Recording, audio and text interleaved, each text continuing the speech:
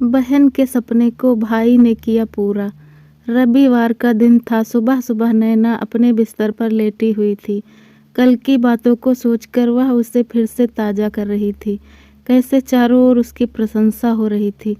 उसके कानों में अभी भी तालियों की गूंज सुनाई पड़ रही थी। एक सितार वादक की इससे बड़ी क्या चाह हो सकती है, वो भी जब आप अभी स्कूल में हो। तुम अभी बिस्तर पर क्यों लेटी हो? क्या तुमने अपना होमवर्क पूरा कर लिया? नैना की माँ ने कहा। ऐसा लगा जैसे उसकी मीठी यादों में किसी ने खलल डाल दिया हो।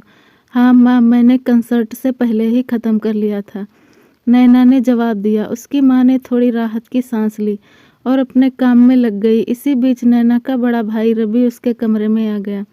तुमने तो कल कमाल ही कर दिया। मुझे पूरा यकीन है कि एक ना एक दिन तुम बहुत बड़ी सितार वादक बनोगी और पूरी दुनिया तुम्हारा नाम जानेगी। यह कहते कहते रवि का सीना गर्व से चौड़ा हो गया। पता नहीं क्या होगा, मैं इस बारे में कुछ नहीं कह सकती, नैना ने बुदबुदाते हुए कहा। माँ चाहती है कि मैं अपनी पढ़ाई पर फोकस करूं, क्योंकि परीक्षा भी काफ़ी नज़दीक है। मुझे मुश्किल से प्रैक्टिस के लिए समय मिल पाता है। तुम जो कह रहे हो उसके लिए काफ़ी प्रैक्टिस की ज़रूरत पड़ती है। तुम दोनों के लिए समय निकाल सकती हो, चिंता न करो, एक ना एक दिन ऐसा ही होगा। यह कहते हुए रवि की आंखों में विश्वास और प्यार स्पष्ट रूप से झलक रहा था। वह अपने उन दिनों को याद करने लगा जब उसके पिता की अचानक मृत्यु हो गई थी। उसके बाद उसे डांसर बनने का सपना छोड़ना पड़ा। हालांकि उसने एक बीपीओ में काम करना शुरू कर दिया था, फिर भी वह उन दिनों को कभी भूल नहीं सकता। कैसे स्कूल में होने वाली विभिन्न प्रतियोगिताओं में उसने जीत हासिल की थी। कुछ महीनों के बाद जब एग्ज़ाम के रिजल्ट आए तो नैना के चेहरे पर मिली जुली खुशी देखने को मिली। वह इस बात से खुश थी कि उसके एग्ज़ाम में अच्छा प्रदर्शन किया है, लेकिन यह भी जानती थी कि उसे अब कॉलेज जाना पड़ेगा। दिन ब दिन नैना को लग रहा था जैसे उसके सपने अब उससे दूर होते जा रहे हैं। जब एग्ज़ाम में बेहतर ग्रेड आने की जानकारी रवि को मिली तो उसने नैना को बधाई देते हुए कहा, मैं पहले से ही जानता था कि तुम एग्ज़ाम में बहुत अच्छा करोगी।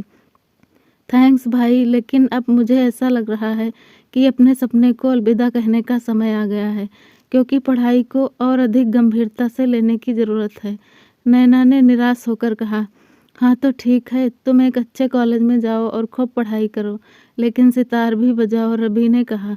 आओ, मैं तुम्हें कुछ दिखाना चाहता हूँ। वह नैना को पकड़कर अपने कमरे में ले गया, जहाँ एक टेबल पर सितार पड़ा था।